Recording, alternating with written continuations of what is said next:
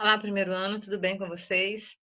Hoje eu vou encerrar com vocês o quinhentismo, trabalhando aí o conteúdo do livro, né? O material do livro, na verdade, o conteúdo a gente já trabalhou em slide, mas eu tinha combinado com vocês que depois eu trabalharia mais acirradamente com vocês, acompanhando aqui o livro. Então, eu vou começar pela página 152, porque aqui a gente tem um texto que mostra o olhar dos gringos em relação ao país, uma interpretaçãozinha de texto que de repente eu volto a trabalhar ela depois, mas eu quero começar com vocês aqui, ó. Na página 152, para que a gente fixe melhor esse assunto que foi trabalhado apenas com slide. Por isso eu nem cobrei tanto na prova e irei cobrá-lo mais uma vez na próxima prova. Então, atenção hoje que eu vou trabalhar em dois momentos para não ficar um vídeo muito comprido, muito cansativo, eu vou trabalhar em dois momentos, tá? Então, eu começo aqui com a origem do quinhentismo, contexto histórico, e literatura de informação, literatura de catequese, tá? Não, daí eu terminaria. Então, eu venho só na origem, literatura de informação e para o Vaz de Caminha. Na outra aula, eu trabalho com vocês literatura de catequese e o Padre José de Anchieta. Aí fica num tamanho bacana e não fica um vídeo muito cansativo, tá bom? Então, qual foi a origem do quinhentismo, na verdade? O quinhentismo, ele se origina, esse nome quinhentismo é o período de produção de obras que elas são diferentes das demais obras da literatura. São obras que não têm muito teor artístico, não tem muita preocupação com a arte propriamente dita, mas com a informação, com a evangelização. Então, o período quinhentista refere-se à produção literária daqueles que passaram pelo Brasil no século XVI. Quem passou pelo Brasil no século XVI? Alguns viajantes, alguns cronistas, alguns padres jesuítas, alguns exploradores de terras, de riquezas. E essas pessoas registravam tudo o que viam e enviavam ao rei, porque, na verdade, se elas vieram parar no Brasil, foi porque elas tinham saído de seu país com algum propósito, que era a exploração de riquezas. Então, tudo que eles encontravam em terras estrangeiras, eles precisavam relatar ao rei, que era para dar um parecer, né, fazer um relatório da sua expedição. Então, qual que era o objetivo? Obter informação sobre a nova terra ou para converter os indígenas à religião católica.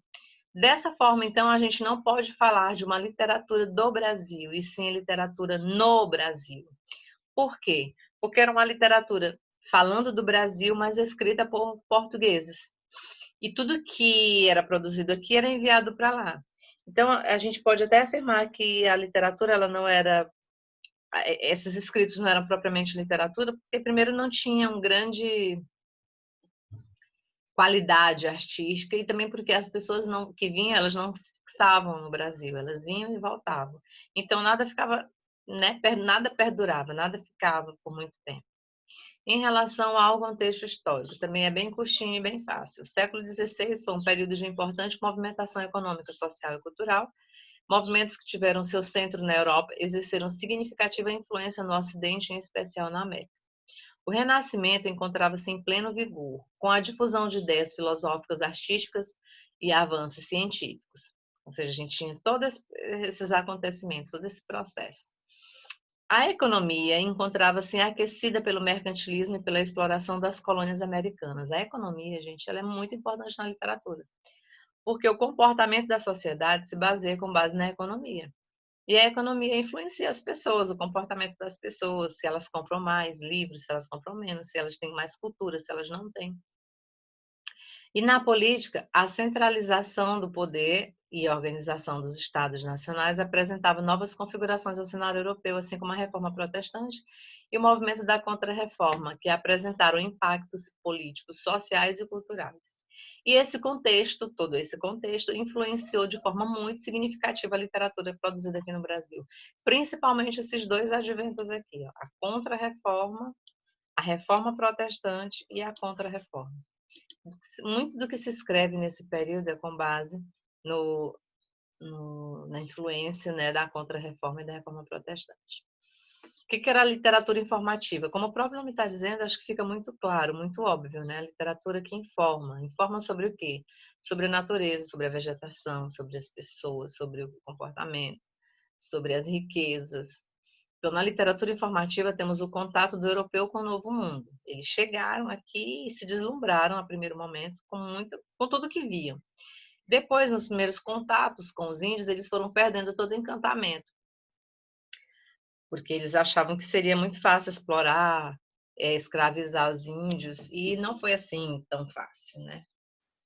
Então, na literatura informativa, temos esse primeiro contato e a sua finalidade é fazer o relato do que foi visto na Nova Terra. Fala-se sobre a natureza, sobre os seus habitantes, sobre a existência ou não de metais preciosos, apresentando assim as condições gerais da localidade. Falam como? Falam aonde? Falam em seus relatos, em seus diários de bordo, em seus livros, em suas cartas que eram enviadas ao rei. E esses primeiros relatos possuíam bastante idealismo frente ao recém-conhecido, ou seja, eles estavam deslumbrados.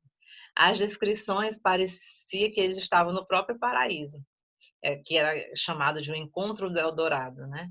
Tal postura foi somente inicial, pois a partir do momento em que houve maior aproximação dos colonizadores com os índios, as hostilidades entre ambos foram aumentando e os relatos passaram a não ser mais favoravelmente, e o nativo classificado agora como um ser bestial. O primeiro relato sobre o Brasil é a famosa carta. Vejam que carta aí está escrito com letra maiúscula, porque ela representa um documento de identidade. Eu costumo dizer que a carta do Pero Vaz de Caminha é como se fosse a nossa certidão de nascimento, que data do ano de 1500. E aqui eis o autor, o grande autor dessa carta, Pero Vaz de Caminha. Nessa carta, que é escrita ao rei Dom Manuel, percebe-se a descrição e análise da paisagem natural da região. O texto apresenta simplicidade estilística e revela a disposição dos portugueses, ou pelo menos de Caminha, de entendimento com os índios. Eles tinham essa intenção do primeiro contato. O deslumbre diante do lugar paradisíaco faz com que o autor da carta só tenha observações otimistas, principalmente quanto às possibilidades naturais, porque ele via que possibilidade de produção, né, por as terras serem bastante férteis e pela quantidade de ouro. E também a outra parte importante era a catequização do gentio. Por isso que eu falei que a reforma e a contra-reforma influenciavam, porque com a reforma protestante, a Igreja Católica perdeu bastante fiéis. E a ideia dos portugueses era resgatar os fiéis, né? Encher a igreja novamente. Então, o próprio Pero Vaz de Caminha fala que o que há de melhor, de mais valioso a fazer nessa terra seria catequizar, seria evangelizar esses índios. Bom, aqui a gente tem um trecho da carta. Como ela é pequeno, né, a nossa aula vai ficar bem curtinha, eu vou ler aqui um trecho para vocês perceberem quanto que ele idealizou, né, quanto que ele estava deslumbrado com a terra. Esta terra, Senhor, parece-me que da ponta de que mais contra o sul vimos, até outra ponta que contra o norte vem, de que nós deste ponto temos vista, será tamanha que haverá nela bem 20 ou 25 léguas por costa. Tem ao longo do mar, em algumas partes, grandes barreiras, algumas vermelhas, outras brancas, e as terras por cima é toda chã e muito cheia de grandes arvoredos. De ponta a ponta é tudo praia redonda, muito chã e muita formosa. Porém, o melhor fruto que dela se deva tirar parece ser salvar esta gente. E esta deve ser a principal semente que Vossa Alteza nela deve lançar. Que é isso que eu estava falando com vocês agora, né? A parte em que ele fala que a principal riqueza, o que há de mais importante aqui seria salvar essa gente. E aqui nós temos outros relatos, né, que são outros livros, que além de Pero Vaz de Caminha, nós temos o Hans Stander, com 2 viagens ao Brasil, Pero Magalhães Gandolfo, com a história da província de Santa Cruz, Gabriel Soares de Souza, com Tratado Descritivo do Brasil, e Fernão Cardim, com Tratados da Terra e Gente do Brasil.